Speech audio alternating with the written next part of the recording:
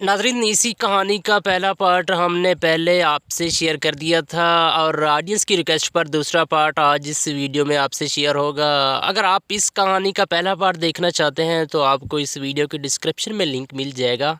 नाज़रीन, हाफिज़ मनान जिसने कत्ल किया हुआ था, उसने कहा बिल्कुल इसी नौयत के 2 वक़्त पहले रहनुमा हो चुके हैं, मगर पुलिस से उनका कोई सुराग नहीं लगा सकी। मेरे मज़ीद कर देने पर उसने बताया कि एक वक़ूआ 1996 में दिसंबर में हुआ था, जब हमारे गांव का एक नौजवान जो नशा करता था लापता हो गया। उसे 2-3 दिन तक ढूंढते रहे लेकिन उसका कुछ पता ना चल सका। चौथे दिन सुबह हमारे गांव के नाले में उसकी लाश औंधे मुँह पड़ी थी।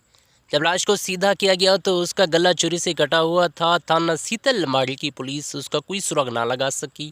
उस वक़्त मेरा ज़हन बिजली की रफ़्तार की तरह काम कर रहा था और मैं उसकी बताई हुई सारी तफ़सीलात को अपनी डायरी में लिखता चला गया। दूसरे वाक़ये की तफ़सील बताते हुए उसने कहा कि सितंबर 2001 में हमारे गांव के एक शख्स रशीद गुज्जर के यहाँ फैसलाबाद से मेहमान आया। रात के 10 बजे रशीद गुज्जर अपना मोटरसाइकिल पर उस मेहमान को लारी अड्डा मुल्तान फैसलाबाद की बस पर सवार करवा कर वापस घर आ गया। अगली सुबह जब वो घर से बाहर निकला तो उसी मेहमान की लाश उसके घर के सामने खाली प्लाट में पड़ी थी और उसका गला भी कटा हुआ था। उसका मुकदमा भी थाना सीतल माड़ी पुलिस हल नहीं कर सकी। मैंने मनान को वापस कमरे में भेज दिया और फौरी तौर पर महर को बुलवा कर 1996 और 2001 के FIR रजिस्टर में गए और मुतल्लिका महीनों के रिकॉर्ड की छानबीन करने लगा।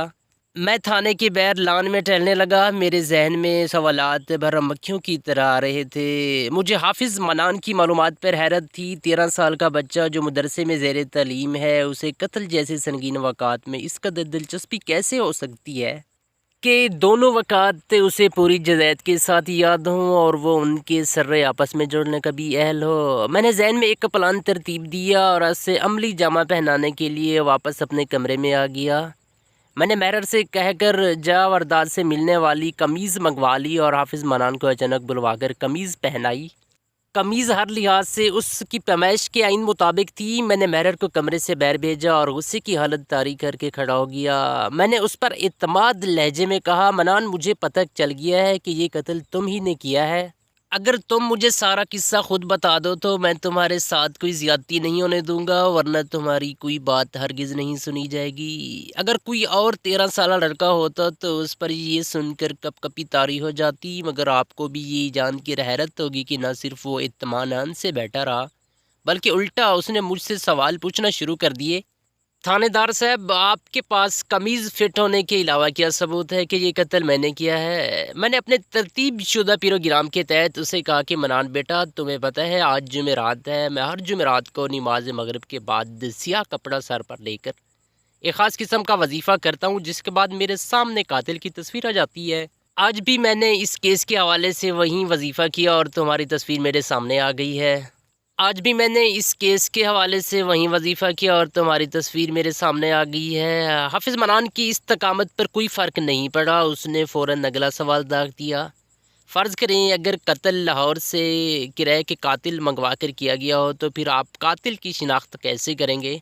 इस सवाल ने मेरे होश उड़ा दिए। कहा जा सकता है कि इसकी जवाबी जरा मेरे कदम उखाड़ दिए। मैंने सोचा कि अगर इस मौके पर मैंने अपने हवास कायम ना रखे और इसे भरपूर जवाब ना दिया तो ये साफ मुकर जाएगा और ये केस मज़ीद उलझन का शिकार हो जाएगा। मैंने ये इत्मीनान लहजे में कहा कि अगर कोई किराए का कातिल के ज़रिए कत्ल करवाता है तो वजीफ़े में उस शख्स का चेहरा नज़र आता है जिसने कातिल मंगवाए हों। मैंने साथ ही उसे कहा कि अब मेरे पास ज़ाय करने के लिए मज़ीद वक्त नहीं, लिहाजा वो 3rd डिग्री के लिए तैयार हो जाए और अब कोई रियायत नहीं होगी। नाज़रीन, ये वो लम्हा था जब हाफिज़ मनान ने ज़बान खोल दी। उसने वारदात की तफसील बताते हुए कहा कि मेरा ताया हाजी अब्दुल गनी तवील अरसे तक सऊदी अरब में कारोबार करता रहा और उसने करोड़ों रुपए कमाए। सऊदी अरब से वापसी पर उसने कई मुरब्बा आरदी ख़रीदी और बाद में ये मस्जिद और मदरसा बनवाया। जबकि मेरे वालिद सब्ज़ी मंडी में सब्ज़ी फ़रोश हैं जो मुकम्मल तौर पर मेरे ताया के ज़ेरे सर हैं। मेरे ताया हाजी साहब के बच्चे अंग्रेज़ी स्कूलों में पढ़ते हैं, जबकि उसने हमें दोनों भाइयों को ज़बरदस्ती अपने मदरसे में तालीम हासिल करने पर मजबूर किया है।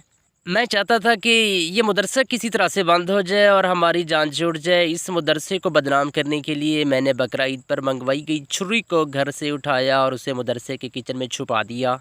رات کو اکثر بچے یہاں کچھ دیر کے لیے چھپن چھپائی کھیلتے تھے۔ وقوع کی رات صرف 2 بچے مسجد میں کھیل رہے تھے۔ میں نے چھری اپنی شلوار کے نیفے میں چھپائی اور چپکے سے مسجد کے اندر چھپ کر کھڑا ہو گیا۔ جیسے ہی ساجد واش روم کی جانب گیا تو میں نے پھرتی سے اسے اندر دھکا دیا اور اندر سے دروازہ بند کر کے بغیر وقت ضائع کیے اس کی گردن پر چھری پھیر دی، اور ساتھ ہی میں نے پانی کا نل پوری طرح کھول دیا تھا کہ پانی کے شور سے کسی کو شک نہ ہو۔ اس کے بعد میں دیوار پھلانگ کر دوسرے باتھ روم میں داخل ہوا۔ میری قمیض کے بازو خون سے بھر چکے تھے۔ میں نے قمیض اتاری اور جاتے ہوئے مسجد کے ساتھ طریق خالی احاطے میں پھینک دی۔ میں اس صفاق قاتل کے قتل کی تفصیلات سن رہا تھا اور میرا خون کھول رہا تھا کہ ابھی اسے زمین میں زندہ گاڑ دوں، لیکن قانون کے محافظ ہونے کے ناطے مجھے قانونی تقاضے پورے کرتے ہوئے اسے قانون کے حوالے کرنا تھا۔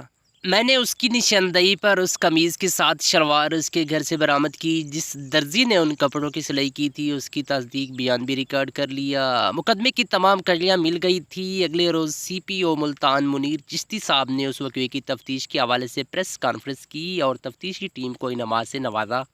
اللہ کا کرم ہے کہ تمام تر سیاسی اور عوامی دباؤ کے باوجود یہ اندھا قتل بہت کم وقت میں ٹریس ہو گیا۔ نوٹ: بعض جگہوں پر نام تبدیل کر دیے گئے ہیں، البتہ تفصیلات اصل واقعے کے مطابق ہے۔ ناظرین، آپ نے ابھی تک ہمارے چینل کو سبسکرائب نہیں کیا تو ہمارے چینل کو ضرور سبسکرائب کریں، اور کمنٹ کے اندر حافظ منان کے بارے میں قیمتی خیالات کا اظہار آپ نے ضرور کرنا ہے۔ Thanks for watching.